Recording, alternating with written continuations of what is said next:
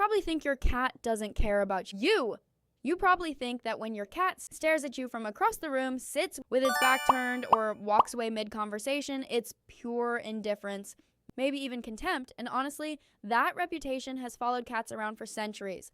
Cold, aloof, self-serving. But what if everything you believed about cat affection was completely wrong? What if your cat has been expressing deep, genuine love this entire time and you just didn't know how to read the language?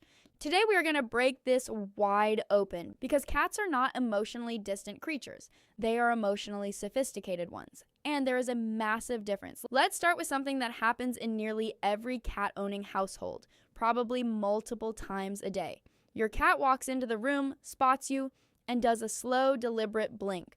Those eyes close halfway, then open again. Lazy, almost sleepy. Most people think nothing of it, but that slow blink is one of the most tender gestures a cat can offer.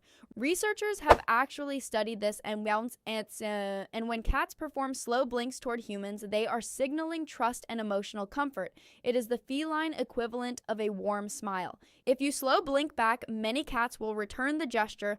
You are literally having a conversation in the language of love, and you didn't even know it. Now, let's talk about something a little more physical. Headbutting. When your cat walks up and presses their forehead firmly against yours or against your chin, your cheek, your hand, that behavior is called bunting. Cats have scent glands in their foreheads, and when they bunch you, they are marking you as safe as theirs, as part of their world. This isn't territorial aggression. This is an act of belonging. Your cat is saying, "You are mine, and I want my scent on you because that makes me feel secure." That is an expression of profound emotional attachment dressed up as a headbutt. Purring is the one everyone knows about, but most people only understand half the story. Yes, cats purr when they are happy and relaxed, but cats also purr when they are anxious, unwell, or in pain. The purr is not just happiness, it is a self-regulation mechanism, and here's what makes it deeply emotional. Cats purr most intensely when they are close to their people. When you are lying down and your cat climbs onto your chest and starts that deep, rhythmic vibration, they are choosing you as their calming source. You are their safe place. That purr while pressed against your body is your cat saying, "Being near you makes everything okay." Kneading is another behavior packed with meaning. When your cat pushes their paws in and out against your lap, your stomach, or your blanket, they are revisiting emotion from kittenhood. Kittens need their mother while nursing because it stimulates milk flow, it is comfort, it is warmth, it is the earliest memory of being loved and cared for. When your adult cat needs on you, they are essentially treating you like their mother. That is not just affection, that is the deepest form of comfort bonding a cat can express. Let's talk about something that might surprise you. Cats bring gifts. Cats who are allowed outdoors sometimes drop birds, mice, or insects at your feet. Indoor cats bring toys. And while this can feel alarming or confusing, it is an act of generosity rooted in instinct. Mother cats bring prey to their kittens to teach them and provide for them. When your cat brings you something, they are providing for you. They see you as family worth caring for. It is a love language that comes from the deepest part of who they are. Following you from room to room is another signal that often gets dismissed as curiosity, but cats are not obligate social animals the way dogs are. They don't have to follow you. When a cat trails behind you into the kitchen, watches you brush your teeth, or waits outside the bathroom door, it is a choice. They want to be near you. Proximity is connection for cats.